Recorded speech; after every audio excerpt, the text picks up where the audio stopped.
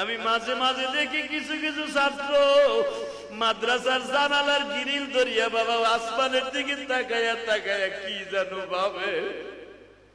কয়েকদিন আগে একটা ছেলের জিজ্ঞেস করি, তুই গ্রিল ধরিয়া কি দেখোস? ওই মাদ্রাসার সিঁড়ির ভিতরে গ্রিল ধরে আসমানের দিকে তাকায়া কি জানো ভাবে। আমি দেখতাছি আর একটা ছেলে মাদ্রাসার বারান্দায় বইয়া, একটা ছেলের মা রুটি আর ডিম খাওয়াইতাছে, ও মাদ্রাসার গেটের সামনে দাঁড়ায়া কান্দে।